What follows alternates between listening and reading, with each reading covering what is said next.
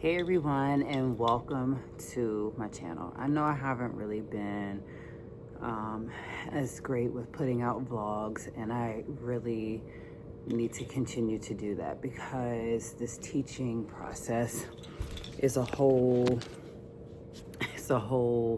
thing itself. So I have a couple minutes before I have to run and do something else, but basically I'm covering for a teacher who's not here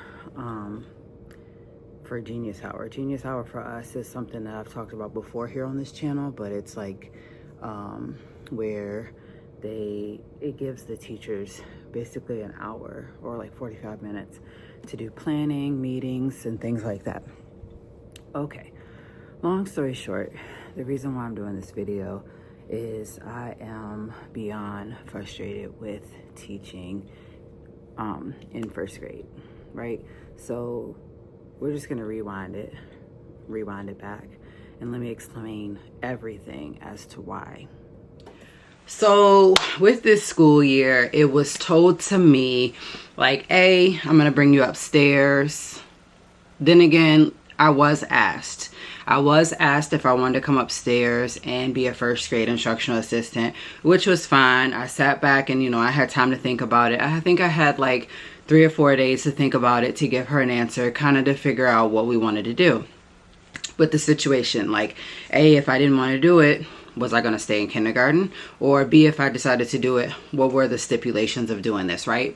So basically, when I met with my principal last year, back in May, she basically had asked me if I wanted to come upstairs, and I said, let me think about it, or if I wanted to stay in K. The thing of it is I was worried deep down inside that she might, treat me a certain way because I say no. And unfortunately, like, she knows my son, she knows my daughter, so it's like, it's no beating around the bush about anything.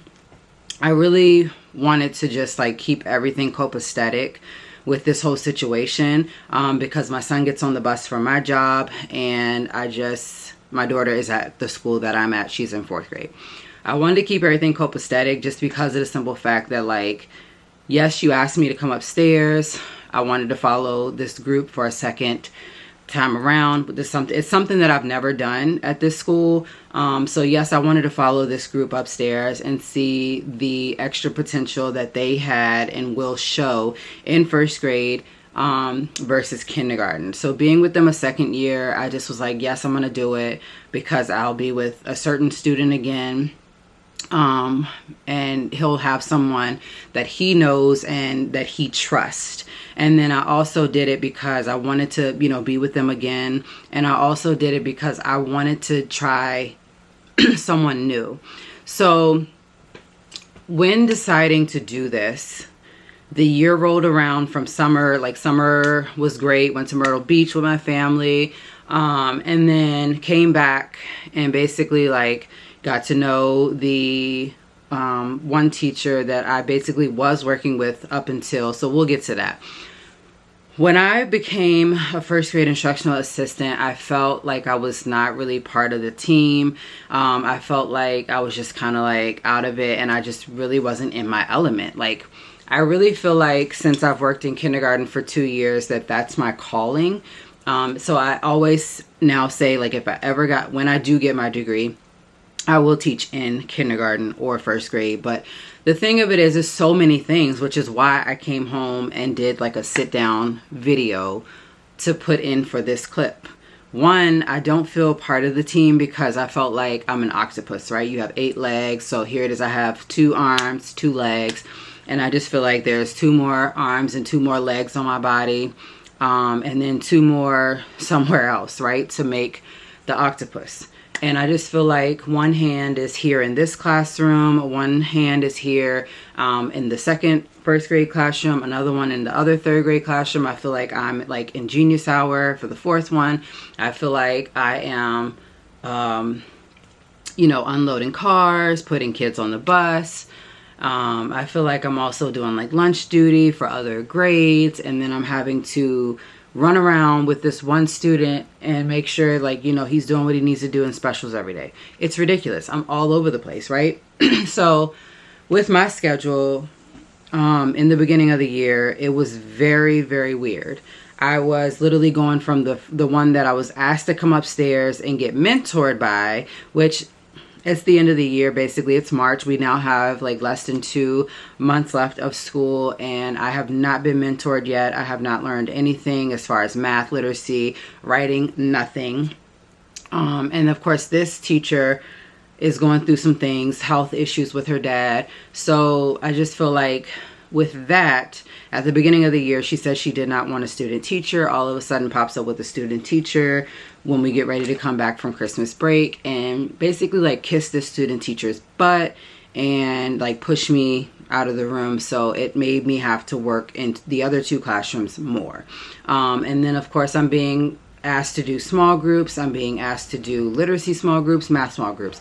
I'm being asked to make copies. I'm being asked to basically do like checking of the work and this and that and this and that.